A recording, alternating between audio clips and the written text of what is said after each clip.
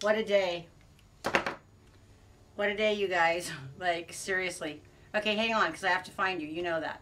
So if you guys want to chat, you actually have to go onto YouTube. So it's YouTube. You're like, you're so smart. YouTube.com/Namaste Farms. Okay, I have to, what I did is then I was really stupid. You guys, honestly, I think that people are starting to think that I have a problem with my brain, and I think I really do. It's either too much alcohol or I'm pre-Alzheimer's. Okay, which has nothing to do with anything. But do you guys, am I ever going to get like an actual thing that doesn't rattle? Anyway, the other thing is, besides the fact that this is Yarnitarian, is that my internet, you guys, I couldn't even teach my classes, which a lot of you know because a lot of you were in my classes. Okay.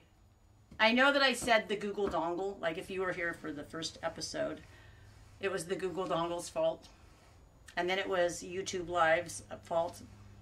Okay, I actually have ferreted it out again after spending another 6 hours with the people that from Netgear that actually can look and see all the devices on. They're like, there's something that's running in the background and downloading. It's just downloading. We turned off all of our devices. Nobody was online, and it's just running. And so, of course, you start getting paranoid, which is the first place I go to. It is crazy. I go to, I'm like, somebody has our password. Like, who's going to have our password? We live in the country. Because you just think that maybe your neighbor, I don't know. It's stupid. But Jenny, my friend, her iPad that she has not updated, even though it was not connected to the internet, it was putting itself on the internet, and just because it's got an outdated operating system, like since she bought it like 4 years ago, it's just perpetually in motion. So ever since Jenny's been here, which is maybe June, the internet is horrible. And this whole time it was that. She felt so bad. She was like, I want to pay for your new encoder. Like, she was just like, oh my God, the people hate, are so mad, and they get mad, and I've wasted their time, and I can't. But I was like, Jenny, you didn't know. But I just do want to kill you. Just kidding. I don't want to kill her. She's so, this girl cleans. She gets a little crazy. I'm not gonna lie. She does. She's neurotic, and she cleans. I'm like, you can go ahead and be neurotic as long as my house is clean. But she's not really supposed to be doing much because she has a herniated disc. You're like, and you make her work? No, I don't make her work. It's just part of her thing. It's part of the thing that she has to do to make herself feel fulfilled. Some of us have to stay busy. Okay, so I have to find you guys because I don't know which one of these links you're on. Because I made 2 links for the episode 5. Okay, I'm so sorry. I love when I do that. I love to hear myself. It's great. It drives me crazy, actually. Okay, hi everybody. Hi Amber and Candace and Susie Q. And I another Am. I totally do every time I feel like it. I'm on Romper Room. I see Natalie and I see Amber. I see. Anyway. Okay, you guys, it's kind of been, hi Mary and hi Nancy Pearl. You guys, I'm not kidding you, like my life has sucked. You guys are like, stop saying your life sucks. No, it does suck. I try to not say that it sucks, but it's not the best right now. I've had a lot of, you guys are like, but you don't self-disclose it, so it's painful for us because we just want to know what is going on. It's so painful that I don't even want to self-disclose it. It's been really bad. The good news is Scrappy's okay. The bad news is, oh my gosh, I don't know why I was doing this, but I was just checking out his teeth, so I was like putting my finger, and guys know I bite my nails, so I don't have any fingernails. So I was like just checking his teeth, because when I got him, he must have only been, when you can tell a dog's like around a year because their teeth are perfect, right? And I noticed like he had so much plaque on this one tooth, and I told Jenny, oh my God, look at how gross this is. And I took my little corn nubbin nail, and I like hooked it on it, and a big chunk and part of his tooth came off. And then I ate it. Just kidding. You guys are like, that's really disgusting. No. Everything of his I love. When you love someone, even plaque is good. You're like, no, it's not true. Anyway, other than that, you guys, it was absolute hell because I have a new class of Die Secrets, and they've only had 2 classes in one. Okay, I swear to God, there's something wrong with my brain. So the first class, I said, okay, you guys, it's great. We'll see you next week, same time, same place on Saturday. Well, the problem is that I apparently had decided it was going to be Christmas break when I made the schedule. And so there was no class scheduled. So I showed up for class. Like the camera, everything. And everything actually was working. Jenny must not have been here that day. And, nobody was in there. Nobody was in. Like, I was looking in chat and I'm like, why isn't anybody here? Like, I was completely confused. But then one person showed up and I was like, and she's like, what, is there no class today? And I was like, I don't know. It's my business and I don't know. I had to go online and look, and it actually didn't even say like Christmas vacation. It just didn't have a class schedule. So it's like, then I had to let the other 2 classes, you guys, they just think they must think that either I'm really careless, like I just don't care about people's time. They must think that, or that I really have a serious mental problem, like I'm really having some sort of a deficit. But what it is, I truly believe that when you have a ton of stress, and then you are really busy, and then this is the one that compounds it right here. I'm gonna bring it home, baby. Alcohol. Alcohol, because you're like numbing yourself. So at night you drink, right? I don't drink a lot. You're like, yes, you do. Don't lie. No, I don't drink a lot. And I drink like 3 beers, sometimes 4. It used to be 1.5. So that shows you how great my life is. And now I don't even care. I'm like, you know what? Being an alcoholic at this point is probably an okay thing, because it makes me feel better. You're like, that's how it starts. That's the gateway. Anyhow, but I think that's what it is, part of it. So speaking of which, okay, you guys know that the Airbnbs, you guys, this is like passive income, so I can't mess this up. I can't.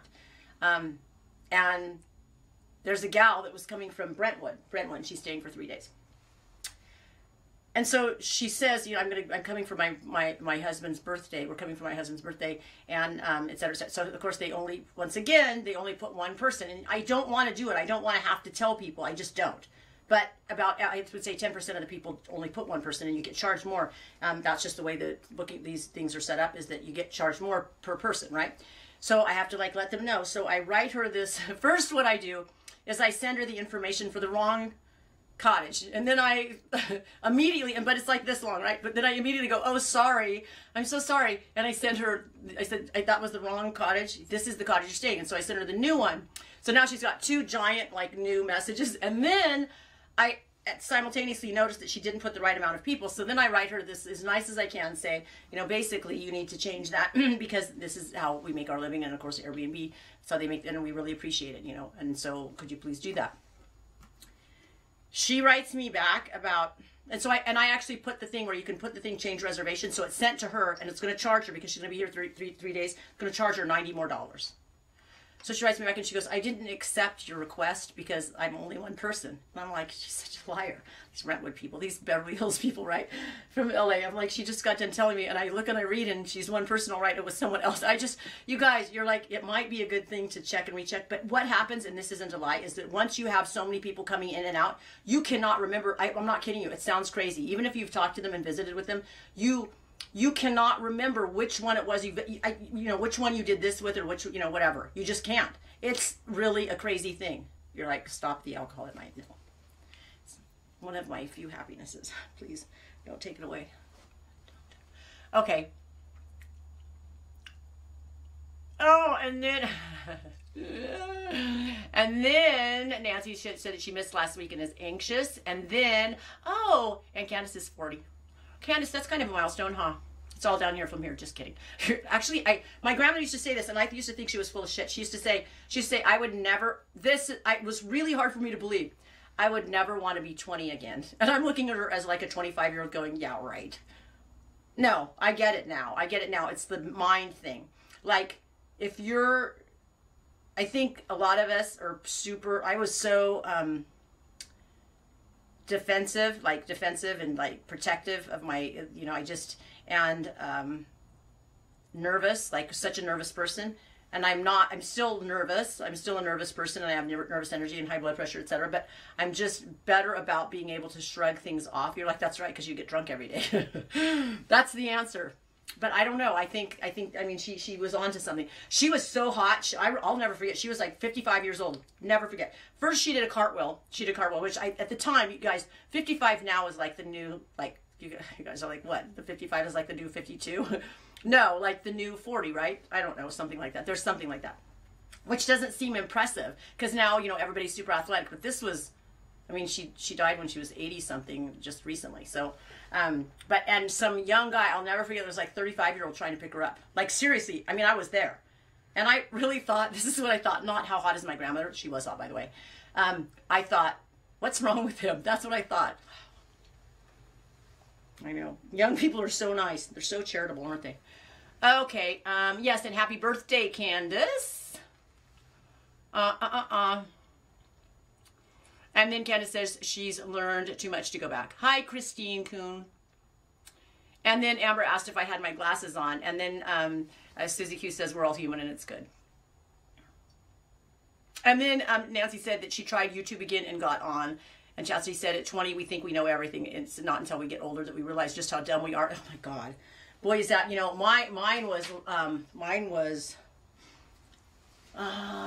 not good for sure. Like I was living in Hong Kong and I had pretty bad relationship over there. But I think a lot of it has to do, I think it's difficult. And I'm sure that there's some of you are married to people that aren't from your culture. So if you're with someone from your own culture, if they're not like a person that can obfuscate well, people that are really good at hiding can hide anything. But it's, you know, it's easier for us to judge what kind of person they are, right? Because just the things that they say about what they've done in their childhood, or, you know, what kind of school they went to, and, you know, just association, things that people that they were in high school, that kind of thing. But when it's someone from a different culture, and that speaks a different language, as their first language or several languages, it's very difficult to judge what type of person they are. Like, it's really hard to get a read on whether they're lying about something.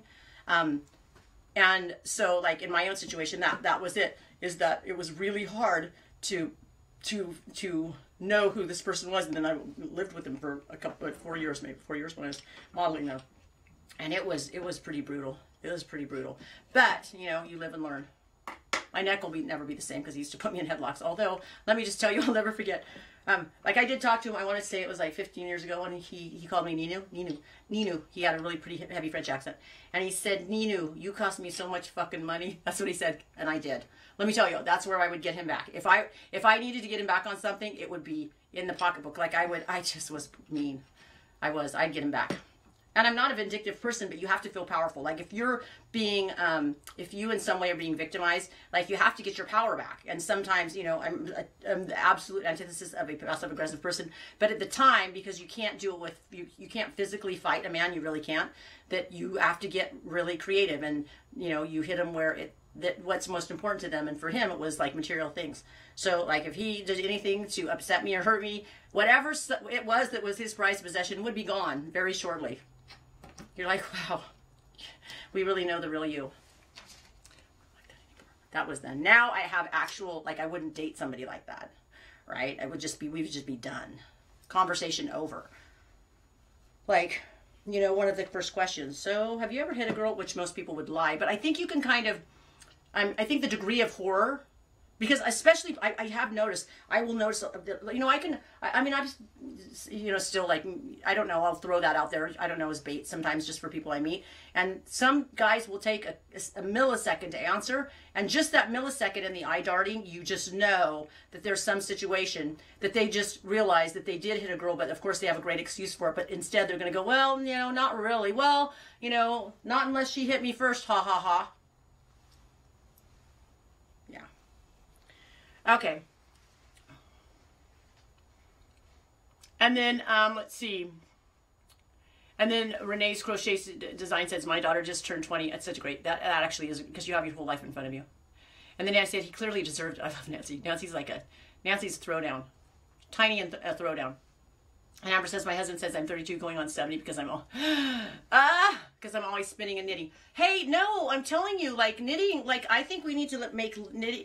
I'm telling you guys, this is my story. My story is that there are way more knitters that are, like, you know, that can relate to us in some way, whatever it is that we are, because what happens, what I've noticed is that younger people, and this isn't you, I'm not saying you, but I remember thinking this, like, seeing older people, because our brains actually get very stodgy. They do. We want to go the same way, just things that are familiar, and that's how you end up not staying youthful, that you have to keep making new pathways, neural pathways, by not doing the same things over and over again. But we think about, when we're younger, about older people doing these very sedentary and solitary things because, you know, being more of a homebody.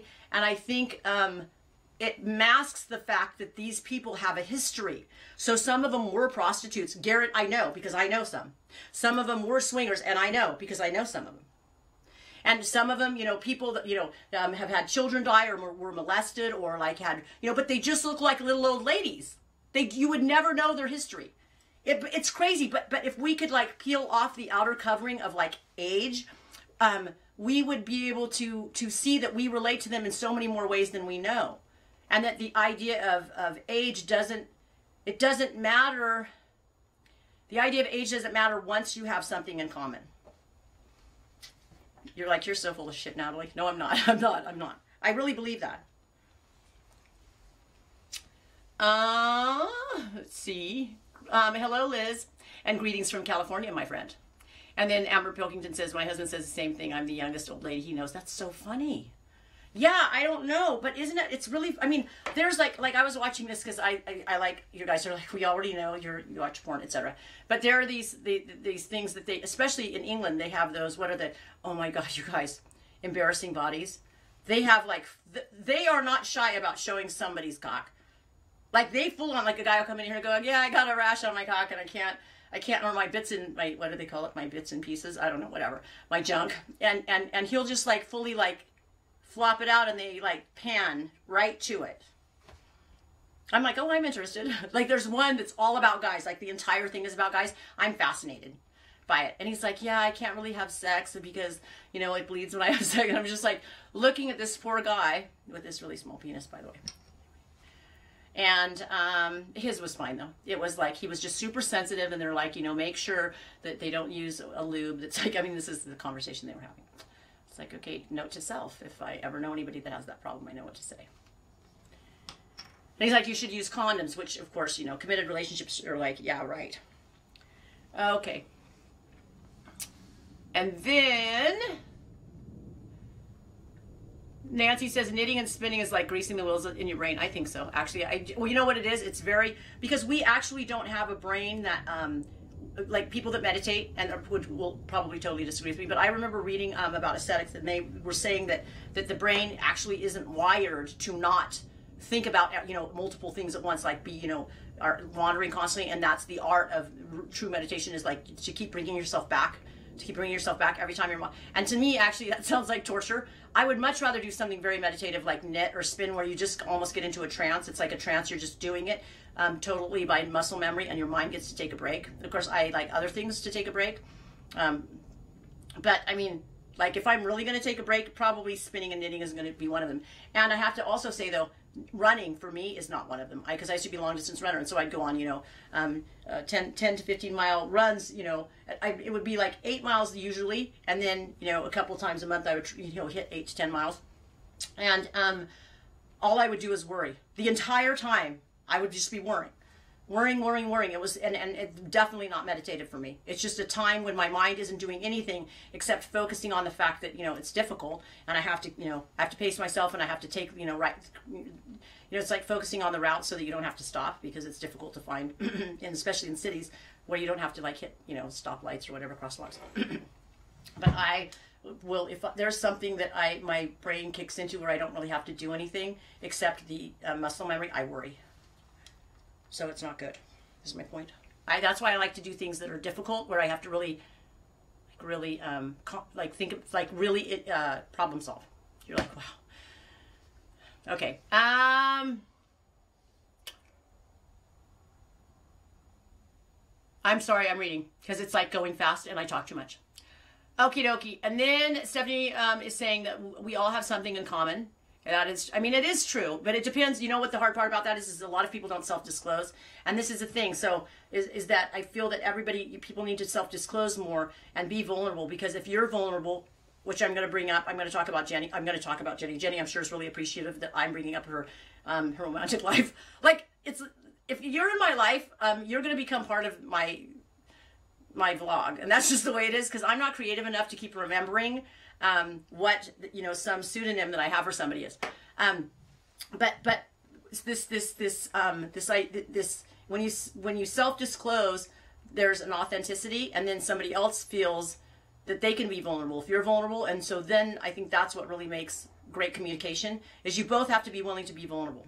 What does this have to do with Jenny? Well, remember I told her she was like dating that guy that I saw in the grocery store.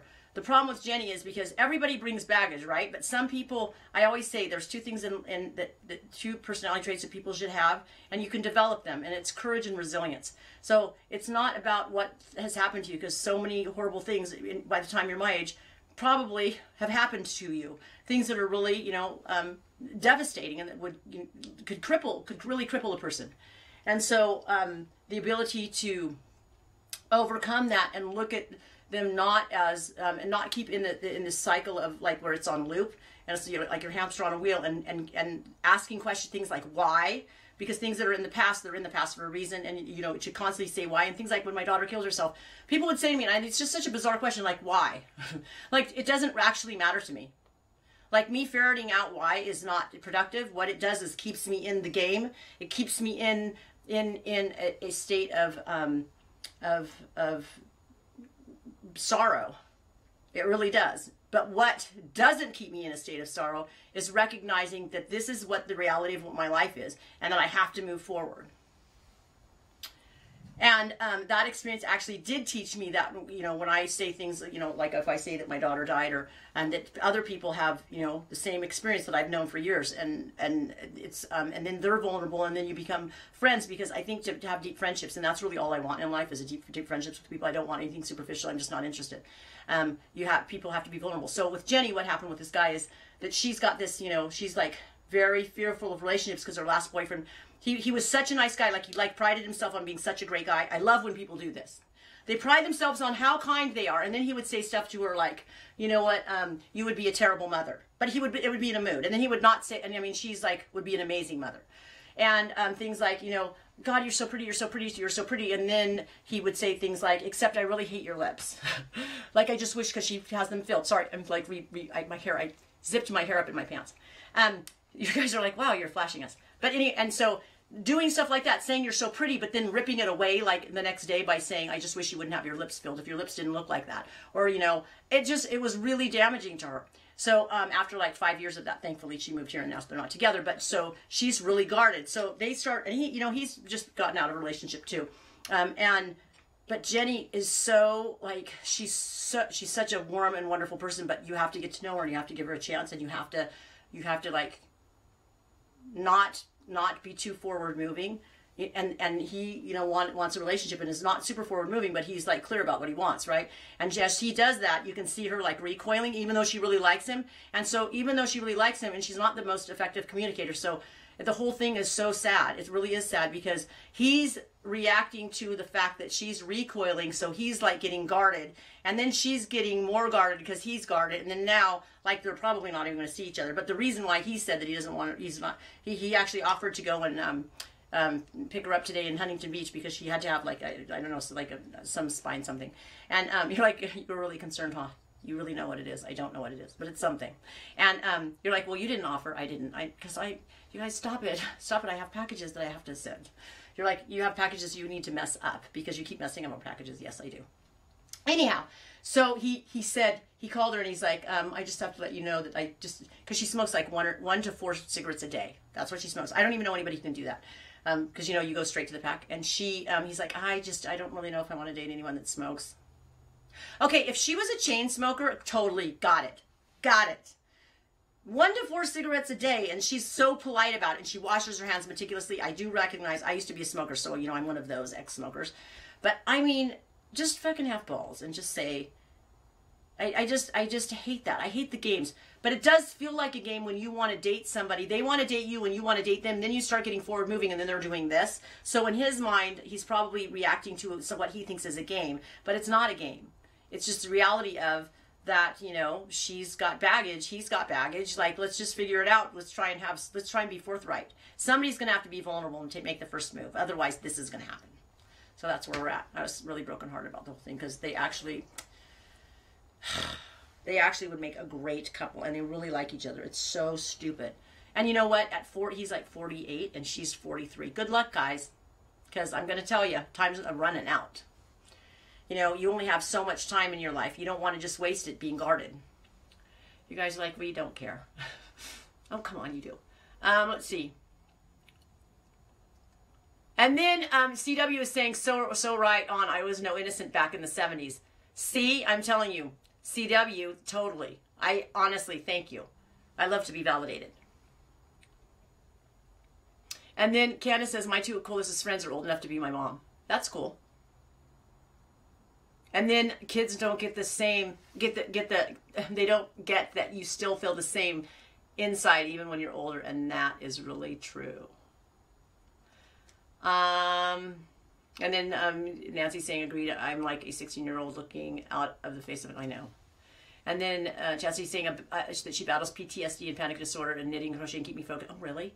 And saying, I mean, they do. I mean, it's a type of therapy. It is. And especially if you, like, if you relate to it, and actually knitting is fairly mathematical. And so, you know, and I don't crochet. So I would like to, you know, speak to that, but I can't. Yes, you can. No, I can't. Anyway, I can do a chain. So you're like, wow. But I see that what things I'm trying to think. I actually really like knitting. You know, knitting is that thing though. I don't like to knit solid colors, but I won't wear something that's not a solid color. So, oh, you guys, I did finish his little sweater vest. I'm going to talk about that later, but I'm just so excited because I finally finished something besides that. Okay, it does make me feel good. Maybe I have to make like Barbie clothes. Like I'm going to make bearded dragon clothes and Barbie clothes and dog clothes, because they're not such a big project that I will like get pissed off that it's taking so long. Like it's like instant gratification, except or I will never be able to wear them, and I'll just watch, you know, all of my animals wearing them. That's stupid. Okay, hang on. Let me read.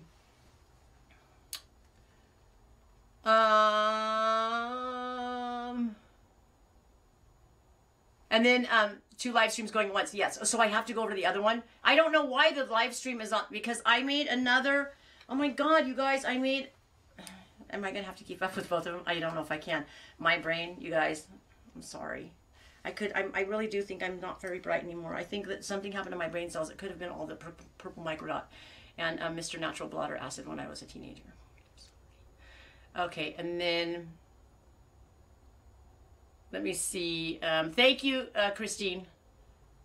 And then Deanna says, kids need to learn resilience. Well, my daughter would be alive if she had resilience. Totally, absolutely.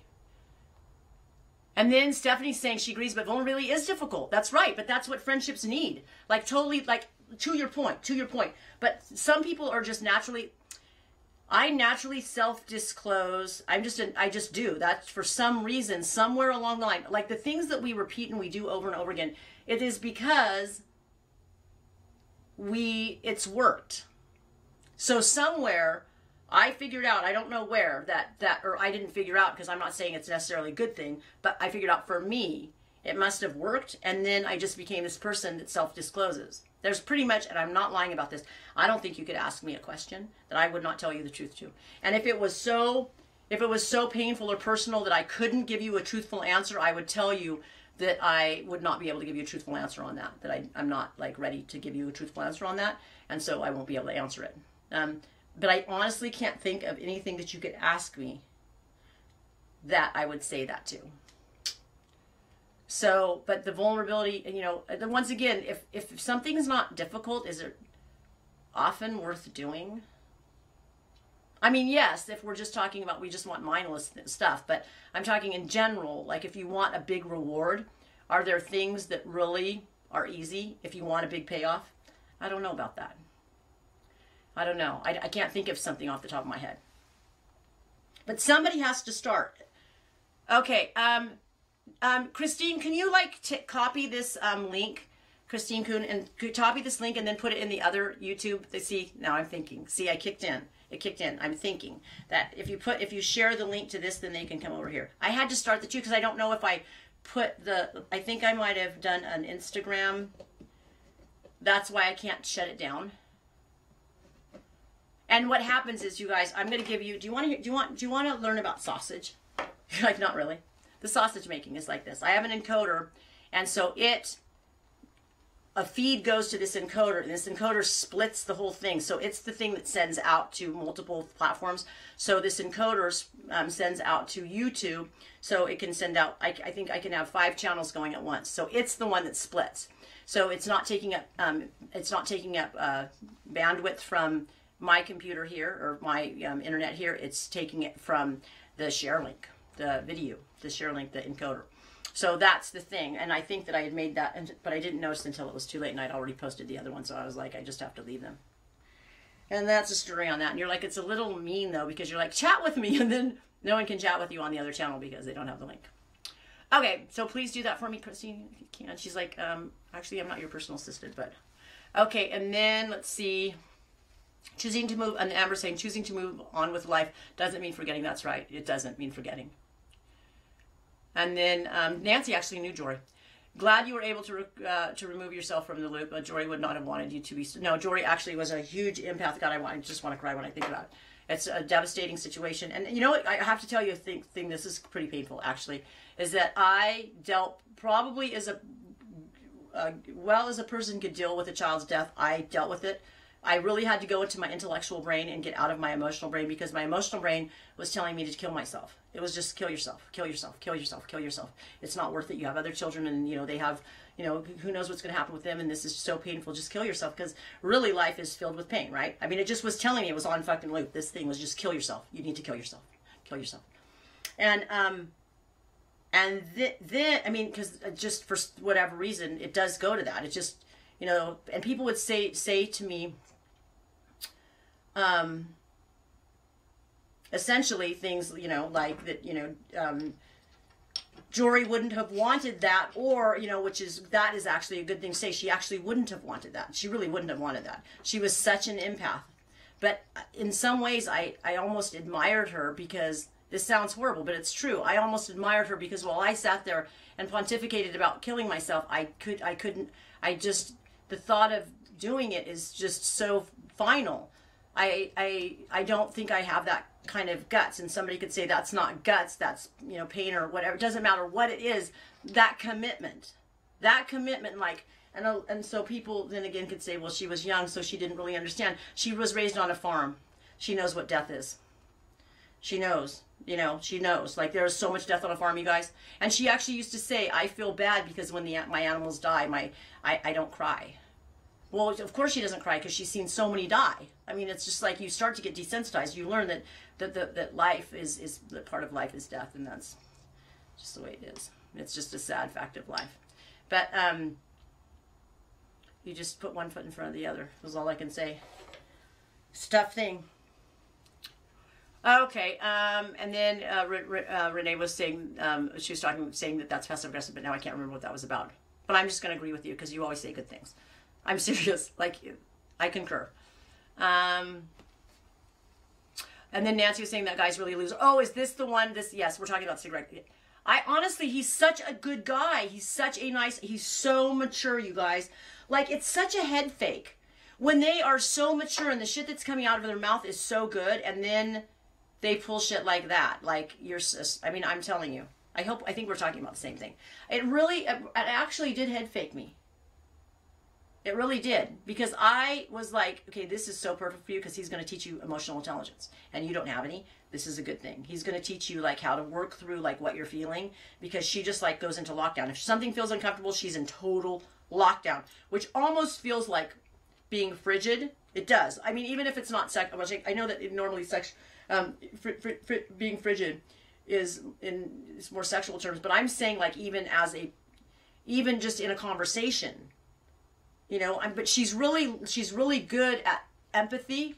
But have you ever had a conversation with someone that has a tremendous amount of empathy, but they aren't self-disclosing? After about, I don't know, 3 hours, just kidding, because 3 hours would be way too long. It's just of you talking about yourself. No. After about like 6 minutes of you talking about yourself and they aren't saying anything about themselves, you start to kind of get it. You're like, okay, they aren't participating in the conversation. They're uncomfortable, and so they've learned that asking questions to you is like a really effective way, because people like to talk about themselves. So they've learned, if I continue to ask this person questions, I never have to just self-disclose anything, because people just love to talk about themselves.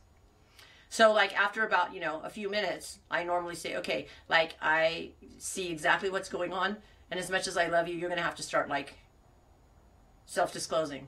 Otherwise, we have to have, have an end to this conversation because it just sounds like I'm a narcissist. You're like, well, you are. No.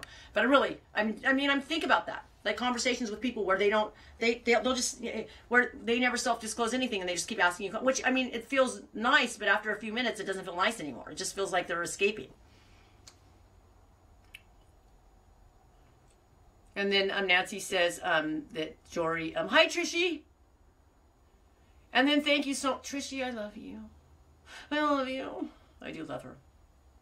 Thank you, Christine. And then Nancy's awesome, and she does self-disclose. And then Amber says that she's so busy with kids in the farm that she likes to knit and crochet short projects too. Okay, that makes me feel better.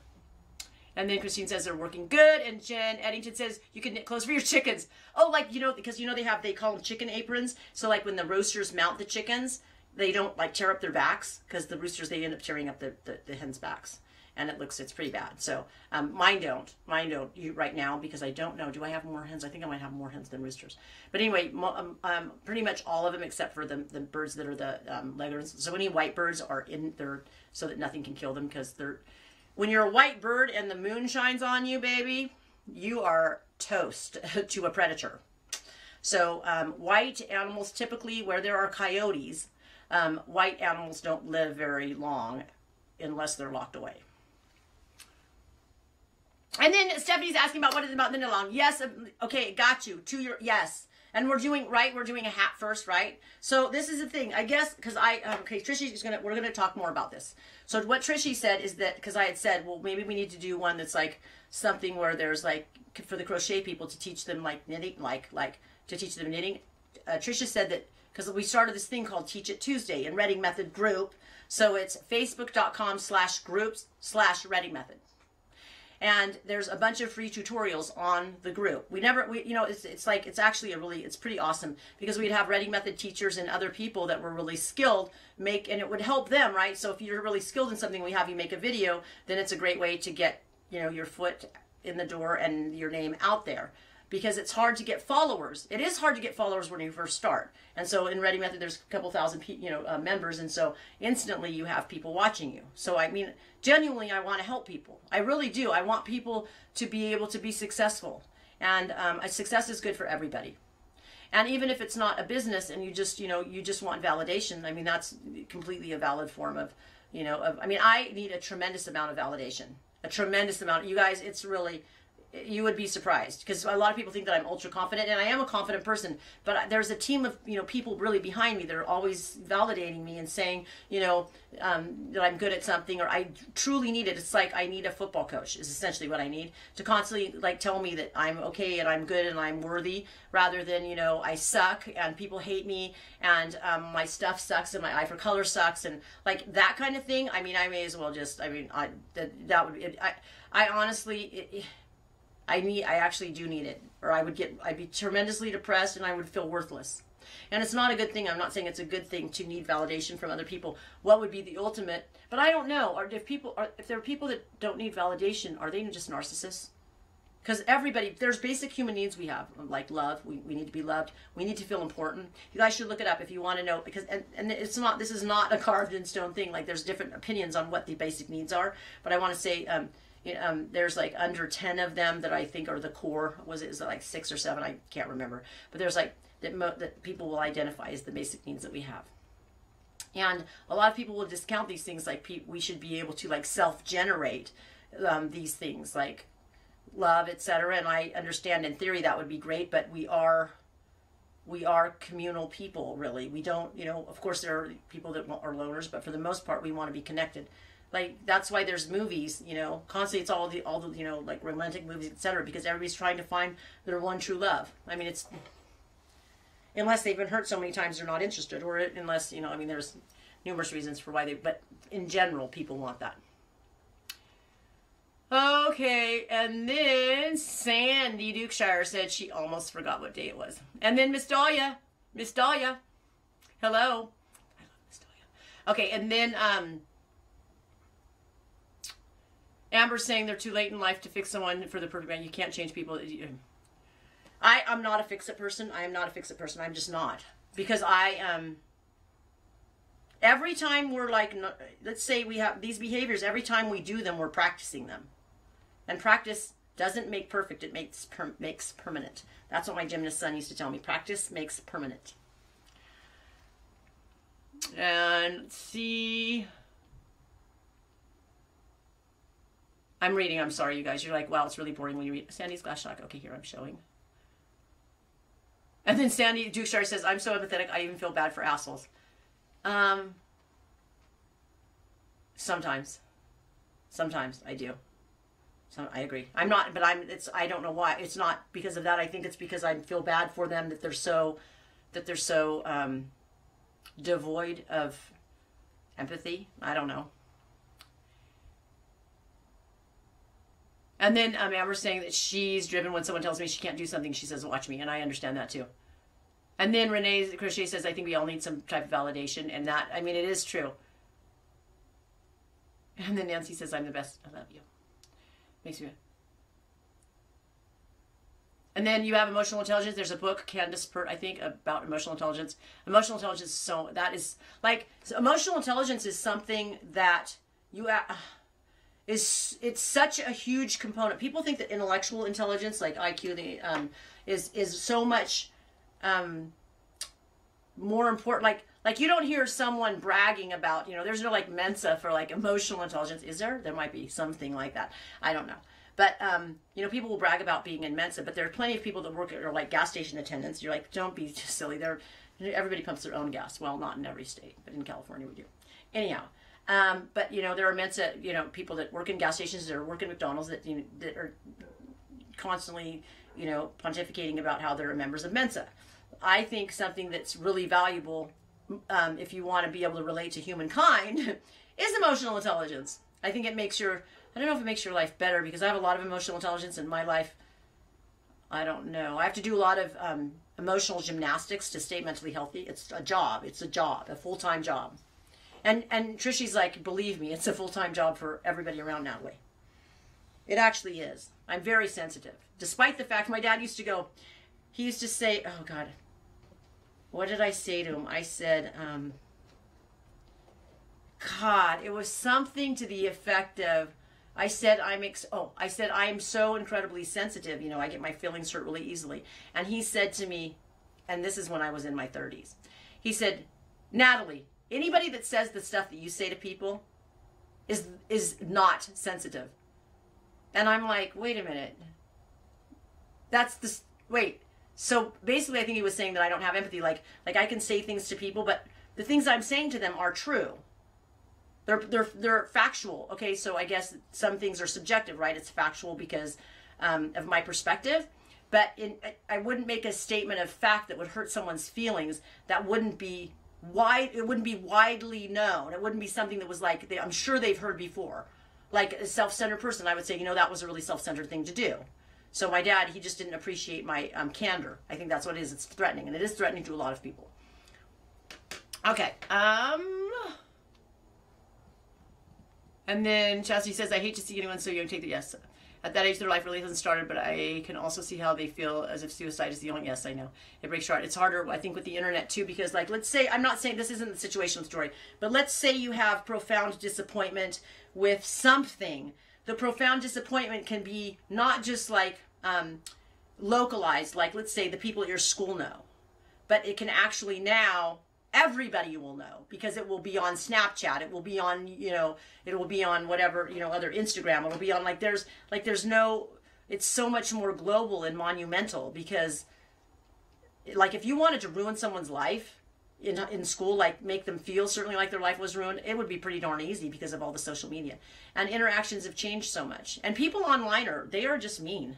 And they're stupid. They say ridiculous things like I put a picture of when I was fitting the sweater on the lizard, and people said, one guy was like, clothes on animals equals abuse. So I was like, well, don't come here, because 300 sheep have jackets. Right? But I was thinking, okay, then you don't know what abuse is. If you think that's abuse, putting a sweater on a cold-blooded animal, then you're stupid. Okay, let's see. Oh, Amber Pilkington is terrible at just self-disclosing, and she's master at redirecting the conversation. You're the person that I would force to just talk. I'd be like, I'd put the flashlight in your face, and I'd just be like, talk, Amber. I want to hear it. Self-disclose. I would, actually. You're like, stop screaming, Natalie. The mic's right there. You don't have to scream. We're here. Sorry. And then Penny calls it chicken saddles. And then being empathetic is difficult and painful. You never know what is yours. That's Jory. That was Jory. She was a huge empath. Okay. I'm scrolling down. I was scrolling up. Now I'm scrolling down. I'm going to show this. And then Carly's saying more dragon fashion. Wouldn't that, I'm telling you. Okay, so you guys want me to get creative? I should make the dragon a dragon sweater. Like a dragon, like I even can put like a little, there actually is, I don't know how hard, I don't think it would be that hard to do actually. You know, because you have to make your own patterns. You're like Natalie, but the pattern is this big. It's not like you have to keep track of that much. And when I rip shit out, it's only ripping like, 40 stitches out or 28 stitches. 28 or 40, it just, obviously because I changed needle size, because I changed yarn. Because I started one, I didn't like it because it was a single. It was a single, and I talked about this. The singles often, I love bulky singles. They have really low twist. And I like them because they're so smooth in the knit stitch. They're just smooth. And then I like them in garter stitch because I like the texture. They're just very malleable. What I don't like is that because they don't have a lot of twist, they split. So you have to be, and if you have sharp needles, then it's just, in a really small needle, it makes it a little bit challenging. But that's for the less bulky ones, like let's say a fingering weight. But like for the bulky ones, I dig because it just knits so fast, and it really is a great accompaniment to the handspuns, and it's so much better, because like the bobbins, I even on the like a 2-pound bobbin on Spinolution, I never fill the bobbin on it, even if it's a 2-pound bobbin. It seems like it's about a quarter of a pound of fiber is about 50 yards or something like that. So so that's pretty heavy actually when you think about that. So what happens is if you alternate your bulky handspun art yarn with these bulky commercial yarns, it makes things way less, the finished product way less, and you don't have to use as much obviously the handspun yarn because it's stretching it out, because you like do 1 row of bulky or 2 rows of bulky or two rows of commercial and 1 row of bulky. That's your handspun, 2 rows, and you can't. It almost looks like only your handspun is there. That's the cool thing. If you get a solid color, it's a great way to stretch out. Because I used to I remember I used to use my Magic Craft a lot, and on that I want to say it was the Wildflower. You could only fit about 40 yards. 40 yards is about all the Wildflower would take. And so a lot of my skeins were 40 yards. And you can't do much with 40 yards. So that's what I started using bulky stuff that was like similar and equivalent would be like the Malabrigo stuff, the singles. Let's see. And then Candace is saying, and then, Carly's like, knit him a sheep costume. Let him blend in. That is so funny. And Stephanie's saying the sweater is good, not bad. And then Amber's saying she had a boss tell her she's emotionally stable. Asked me if I could get that in writing for my husband and my kids. They'll never believe it. That is so funny. Yeah, but they see you, I call it shrill. Like when I get pissed off, you guys, I get so shrill. Like my voice, I don't have a very high voice. Well, I'll just tell you this. When I was in Hong Kong and I would, call, like say I had a job and I would call for whatever, and they would call me Mister. And my husband is a recording engineer, and so he, has pretty good hearing. And he actually doesn't have good hearing anymore, but at the time he did. And I thought my voice was always kind of deep, and he's like, no, your voice isn't deep, but I don't know. It's not deep. Even if it was deep now, it is not deep when I get pissed off. It becomes shrill. I get shrill. You're like, yeah, that's a common thing for women. We all get shrill. Okay, well, hang on. I'm looking. I like the sheep costume idea. That's good. And then Penny's like, make him a hoodie where you can just see his beard and his nose. Oh my God. You can see like he's like this, and he's like throwing these. They're little hands. They're little hands. I mean, they look like they look like human hands. Kind of, with like long nails. You're like, no, they don't. They look like lizard hands. Oh my God, Archaeopteryx. So anyway, I was talking to Tricia before we came on today, And she, I said, you know, because of Archaeopteryx, which is like, you know, it's like it's the transition bird, the lizard, lizard. And, but they now are finding the dinosaurs. And she's like, Archaeopteryx, how do you remember that? And I was like, well, because I took ornithology. I did. I took ornithology and marine birds. And then I also took game bird propagation. You're like, wow, Natalie, it is all about animals. It really is. To be honest with you, so incredibly interesting. So Archaeopteryx, the first bird, essentially, lizard bird, dinosaur. And now they found evidence that there are dinosaurs that had feathers but didn't fly. You guys are like, who gives a shit? This is just, you know, information. Someday you may do Trivial Pursuit. And that is going to come in handy. Archaeopteryx. Baby. Okay. I like the hoodie idea.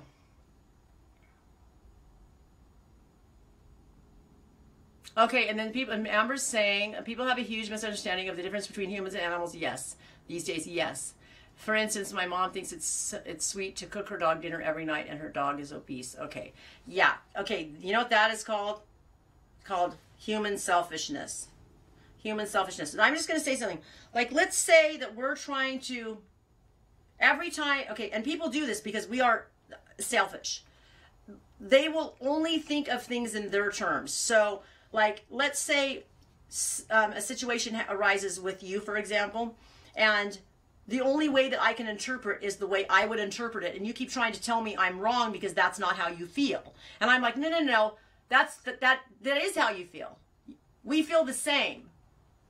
And you're like, but no. Or it's like the person, I'll never forget this. So this is when I was 18 years old. So when I was 18 years old, I dated Bobby Murphy. I think you guys are like, we already know that. We all know your whole history now, your whole dating history. No, you don't. You don't know this one. And I was an emancipated minor. So I was broke because I was still in high school because I'm a December child. You're like, we already know that too. Born in December. So by the time I was 18 and then in December and then still had to go to school and graduate in June of the next year of 1981.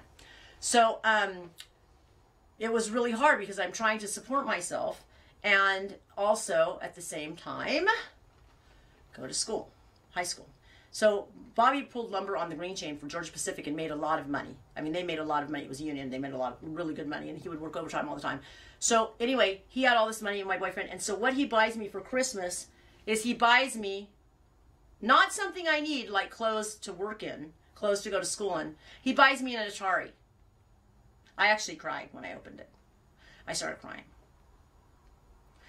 What's the point of that? Because Bobby wanted it. I didn't want it. He wanted it. So it's that sort of thing where, like, it's selfishness because a person doesn't see what the other person or things need is. Like, giving that animal food is making her feel validated and happy and like she's taking care of something. But what she's actually doing is the opposite. So she shouldn't get, so really, I mean, the point being, she should actually get validation from taking care of it literally and not feeding it too much. But for a lot of women, food is love. For a lot of men, food is love. So I think the best thing to do is not get validation from food. I'm reading, I'm sorry. And then it says, love learning new things. Yeah, me too, good. I'm going to teach you something right now, except I have to remember what my commitment was. You guys are like, are you that stupid? Yes, I am that stupid. If you really want to know the truth. You guys, my printer stopped working again. You're like, don't pull that shit with us, Natalie. You're a liar, pants on fire. You guys, I still have a sale on facebook.com/teaswatersheep, but let me first look and see what I'm supposed to talk to you about. I'm so stupid. You guys just pity me. Pity me. Okay, I'm here, I'm downloading. Okay, I got it. Okay, it's Yarnorama and content. Okay, I am going to teach you something. You're like, oh, thank God, because this was getting boring. So I bought a bunch of luxury yarns from Europe, and that aren't dyed. It's super easy to dye them, you guys, but I am going to do another class on it, because I love teaching dyeing. So what Trisha and Kristen want me to do is do a class on teaching fades on different colorways that I have, like copper patina and like star magnolia. You're like, don't you have a pair of scissors? I don't. I was going to use my teeth, but one of my teeth is missing from, you guys are like, We already know that too. One of my teeth is missing from biting on it. And the thing was, this is actually awesome story because I was yelling at my husband. I was really pissed off about something and I was shrill. And I was just grabbed a chocolate chip cookie and I was eating it. And as I'm just like really angry and I'm really irritated and I'm standing and I felt like a walnut. And so I spit it out in our sink, and our sink is stainless steel. And I heard a tink, tink. Okay, a walnut doesn't go tink. And I'm still like, you know, pissed off. And I heard the tink and I looked in there and then I was like, why is it white? I'm so dumb. Yeah. And why is it white? And then I was like, oh my God, that's my tooth. Then, because I'm so smart, I'm like, well, that's what super glue is for. So I use super glue and put it back because the ADD won't allow me to have something like that where I can see because it's on the side of my mouth. And so I super glue it back on, and then had my husband call the tribal, the dentist at Pachunga. And so they get me in right away, and they're like, don't ever super glue it back on. Ever. Not smart. Anyway, they were able to get it off, and then, like, anyway, it doesn't matter. Oh, you guys, could you get back to the point? I don't know why I talked about that. Okay, so this one is, you're like, because you looked at it before. Baby alpaca, mulberry silk, and cashmere. It's not even that expensive, and it's a 400 gram hank. It is super nice. Okay, so what is the thing? The thing that's I love about this is because it has luster. See, let me just say this right now. Alpaca, okay, I know you've heard that, sir, okay. The alpaca breeders were genius marketers. Genius. Remember the commercials with the big doe-eyed alpacas, and you should like take your retirement and invest them in alpacas. I just want you to know that most people lost their ass horribly because it was basically a pyramid scheme. And it was really horrible to do that to people. Never go into farming for money. But alpaca doesn't have, especially Wakaya, doesn't have really any luster. Anything that's fine, if it's fine, except for mohair and silk. Mohair and silk have an incredible amount of luster. But if you see like cashmere or like merino wool, it's matte. It's matte. And so, and Wakaya alpaca, for the most part, people will say Surrey has a lot of luster. Well, for alpaca, it has luster. But try and put it up against Wensleydale Teeswater, you know, or one of the luster long wools or silk, and you're just going to be like, what luster? I mean, I'm just the way it is. So the thing that's great about this combination is that it has alpaca in it. And to offset the fact that it's not going to have a lot of pickup dyes, really won't have a lot of shine, it has silk in it. But then also, they didn't do something stupid and put something that is a high micron in it besides, because usually they'll put like, sometimes people will do blends like alpaca, like a super fine alpaca, and then they'll use like, to get the luster, they'll put like Wensleydale. So Wensleydale's like, you know, 35 micron. So it's prickly, has a prickle factor. And then, you know, alpaca, let's just say like the average, I don't even know, let's say 22 microns or something. So what you've done is you haven't softened, you don't soften something. So you're not softening the Brillo pad. You're coarsening the alpaca. But in this instance, when they put something like cashmere in with alpaca, and then they put silk in it, they're making it more lustrous, and so that it picks up dyes amazingly well. And this yarn is beautiful. It's just beautiful. It's super nice. It's just super, and it dyes well because it has the silk in it. And I think it's fingering weight, but I'm not sure. It actually looks a little lighter than that, to be honest with you. It looks a tiny bit lighter than that. It's pretty awesome, though. I love it. Hi, Kristen. Kristen Davidson and Myra Ness. It's fingering. But not Myra. You're so good. It looks really. It looks a little bit. I'm gonna tell you. It looks. You know why though? Because it doesn't have. Okay, what happens is, if wool is the only natural fiber that has resilience. So something that's wool that is a fingering will look slightly like a slightly bigger gauge than something that is like alpaca because it will compact. And that's just the way it is. So like I'm a shepherd, so obviously I love anything with wool in it. I do. Do I like all wools? Obviously not. I don't like all wools, but I appreciate them for what they are. I might not like them for wearing them, but I will like them for something else. Like, let's say Navajo churros. Do I want to wear Navajo churro? No. Would I like it in one of my horse blankets? Under my saddle? Absolutely. Totally durable, super, super strong. You have to love them for what they are. Okay, and so this one, this is the one that this is the one I totally love. This one is superwash merino and it's cashmere nylon.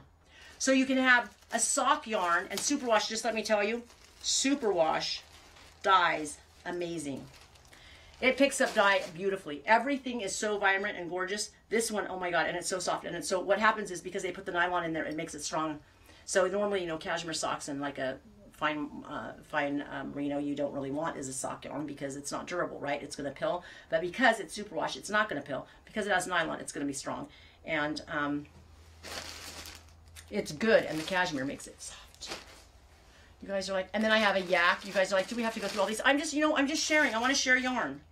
You're like, can we see it? See, this one I love because when it dyes, it's going to have like little beads. Like it looks like little beads. They like reflect light. How it's just the way that, that's just the way that this yarn was spun. It's gorgeous. I love this yarn. I love this yarn. I do love this one too. Love this one. You guys are like, don't move. Am I even showing you? Can you even see anything? You guys are like, this is so stupid. We can't see shit. And this one, oh, yak. Okay, yak silk. This one is yak silk, you guys. Baby yak. 50% mulberry silk. And you guys, so there's, you know, mulberry silk, and then there's Tessa. And Tessa is wild, and it's not white. And so then they have to bleach it, and it's not as fine as mulberry. You're like, you're just such a well of information. Very pretty yarn. See, and it's because it has the yak in it, and yak isn't white. It's almost white, but it's not quite. But it will dye as white. It will dye as white. Super pretty. Anyway, I wanted to share with you some of my pretty yarns. I have more than that. There's more than that on the site. Oh, but I'm going to show you because I did show you. It's Crazy 8. I have to show you. It's the 8 ply that I told you that I love so much that I'm making my sweater out of. You guys, I'm not kidding you, so I got more because I sold all of it and then used the rest. But see how round it is? And look at how springy it is. Look at that. It's actually, they list it as a sport weight, and I love, this yarn is so amazing, and it's superwash. It dyes so beautifully. They list it as a sport weight and as a DK weight because after you dye it and you wash it, it's like fluffs up. Well, it fluffs up. Why does it fluff up? Because what happens is when you have a super springy yarn like that, and it has wool in it, it will compact, the twist will compact it, and so then when you are dyeing it or washing it, then it like relaxes the twist a little bit, and when it relaxes the twist, then it fluffs up, and so it becomes a little bit of a higher weight, and that's why it goes from a sport to a DK. You're like, you don't know what you're talking about. I do know what I'm talking about. I actually do know what I'm talking about. Don't make fun of me just because I stutter. Oh, Carly's saying a dragon in silk clothing. And then Kristen is like, it will have nice drape. Yes. Alpaca. Alpaca is a very drapey fiber. It's not, you know, for something that you want resilience in and memory, it's not. You guys, my hair actually is this flat. In case you're wondering, I didn't use biofoam. That's a terrible name for a product. Biofoam, is it? I think it's bad. It just reminds me of like chemicals. But when you put it in your hand, shaving cream, and then I put it in my hair, but I'm out. So now you get the full, like, drowned wrap. And my hair is this straight. This is not flat iron. It is this. And it was in like, in the 1960s. But I'm not sure if the, you know, flat against your head look is in. I like it when it's a little more wild.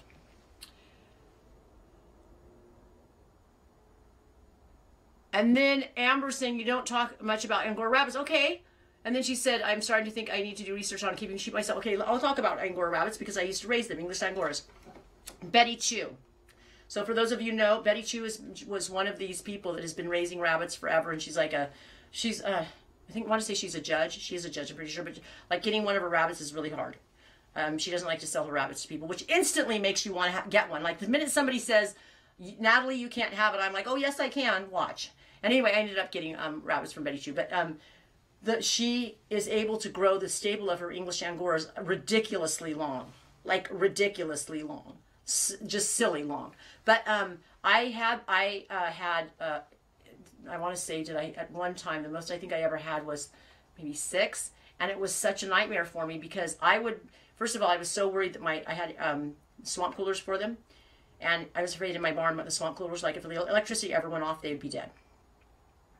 But also, when you have Angoras, and people that have Angoras know this, I don't care if you've never brought that Angora rabbit into your house or near your truck, you know, acres and acres away, you will have Angora rabbit fur, like on your windshield wipers, on your toothbrush. Like there is no escaping having Angora wool everywhere, everywhere. And you're constantly picking out of your eyes, like it's in your eyelashes. And you have to groom them. So like what I did, I didn't brush mine. What I do is I take a blower. That's how I started blowing off my sheep, is I bought a blower for my Angora rabbits. And they also have this like dander. They have a dander. It's a very silky feeling, but it's like it's their skin, I'm guessing, right? It's very dandery. And so this dander, this white powder is like shooting up in the air, and you're having to blow them off, and your allergies, like seriously. And I loved them. They were beautiful, but I have to be honest with you, like raising them was just, I never had a moment's peace except at night. I was always terrified they were going to die. I never did lose one to anything, but I was constantly in a state of panic. I love Angora rabbit because I love halos. So Angora rabbit gives a beautiful halo on yarns, as most people know. The thing that I don't care for about it, like I said, is that it you know, if someone hasn't dehaired it, like a lot of them can have the prickle factor, because while the wool itself might be super downy, if they are a rabbit that's not very good, it can have hair that's going to be a higher micron, and that hair is just like the outer coat of like a dog, and it's very prickly. It's very prickly, and so then you have this beautiful fiber that should be really soft but then isn't. Or if it has a super short staple, it can be prickly because there's more surface area and it doesn't bend. So like if something is a little higher micron and short stapled, it's not going to be able to bend as well. That's why long wools are a coarse wool. So people that don't know, there's the fine wool, medium wool, and long wool sheep, and then there's primitives. The long wool sheep, as the micron starts to go up, really honestly to a degree that you no longer can wear it next to the skin. But when you touch it, it feels like you can. You touch it and you go, oh my God, this is so soft. So it has a soft handle. However, you cannot wear it next to your skin, and all you have to do is put it next to your neck to see that, and you're like, oh my God, it feels so soft, yet there's no way I could wear this next to my skin. And a lot of that has to do with the fact that, one, they don't have any hemp fibers, and the other is a lot of them don't, like the Teeswaters and Onesiels, and the other is that because of the long staple that the fibers bend. Like, we don't care. We just don't. Okay, moving on. I'm sorry, I have to scroll up because there's a lot of combo, which I like. And Sandy's got check, is that yarn fingering weight? Yes. Unless you're talking about Crazy 8, that's DK. And then Deanna's Surrey and silk is really yummy. Okay. I actually am trying to think if I've ever had a Surrey combo with silk, and I don't think I have. And then Nancy's saying alpaca's hollow is super warm, it's very insulative. Superwash feels so nice. I used to not, Charlene, like superwash at all, because so the superwash yarns, normally in the comb top, that'll be superwash too. And so if you're touching comb top that is superwash, and you're touching comb top that is non-superwash, seriously, you can feel that the life has been completely sucked out of the superwash.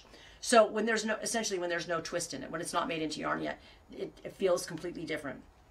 So I had a bias against superwash until I ordered yarns that were, I ordered a bunch of yarns. The first time I ordered a lot of yarns, I ordered, there were just some weights and some, the way they looked that I wanted that just happened to be superwash. So I got them kind of begrudgingly, and then tried to get, all the other yarns that I had were non-superwash. And then I started dyeing them, and I was like, okay, all right.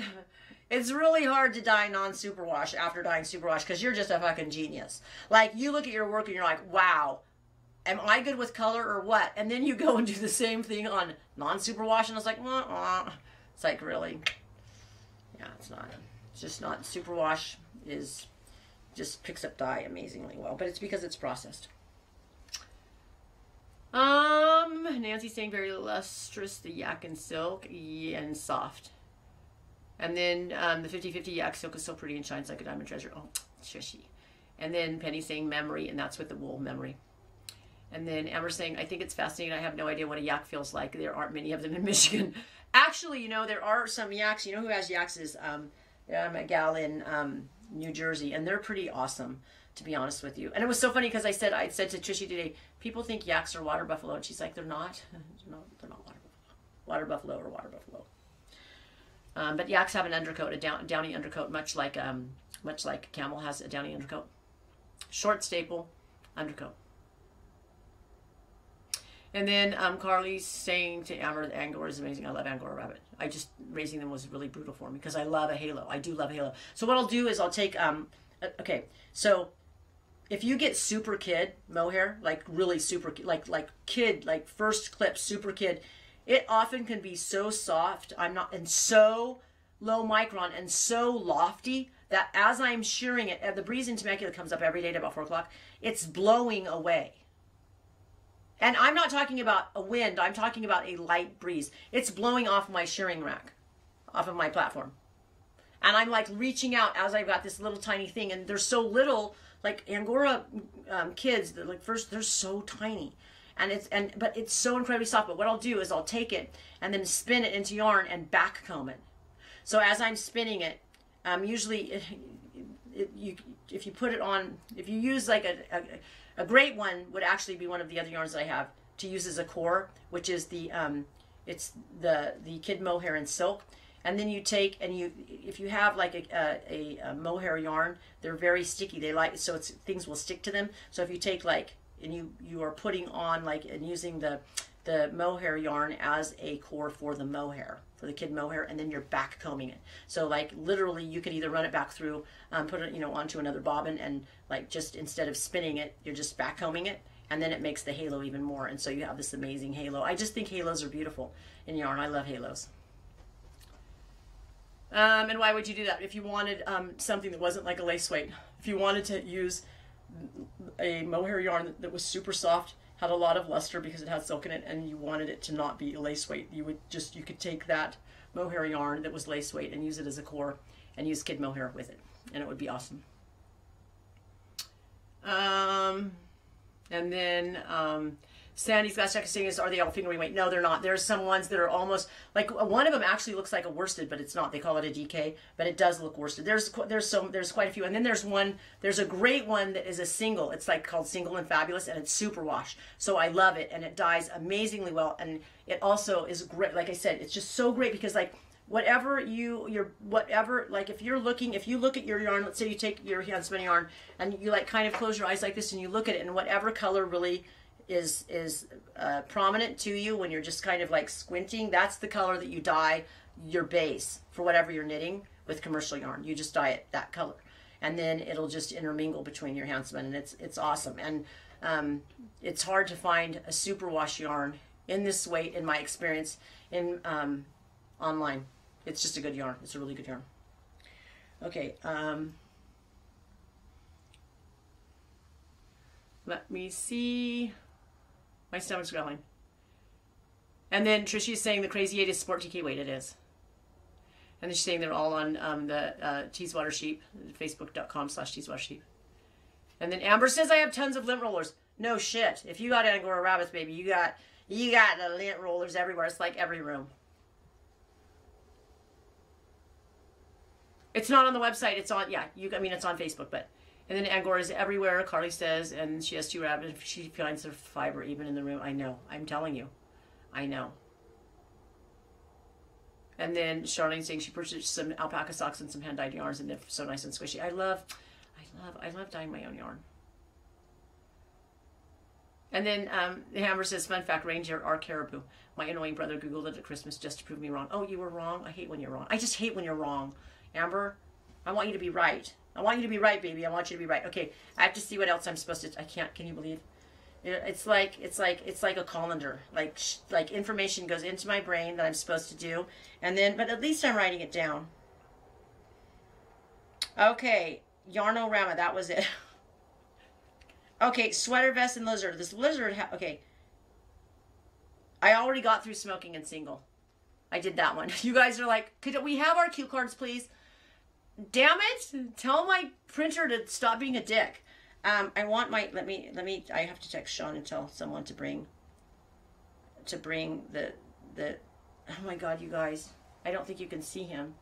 You're like, that's not what we want to see. We want to see him. I'm not squeamish about him, but he feels like he doesn't have any insides. It's like bones and skin. It's a little weird to hold him, and he's got that tail.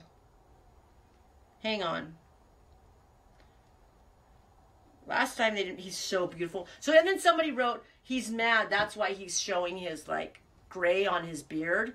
And it's like, really? Because I was told that's because it was breeding season. And why is it that he's pissed off every day, this lizard? Because every day his beard is, oh my God, he's so cute. I just saw it on the thing. It was a delay, but I saw it. It was so cute. I'm like, that lizard is sexy. He's like, I'm going to do a colorway. I'm going to do a yarn color.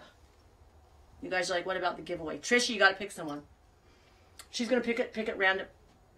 Oh my God, you scared me.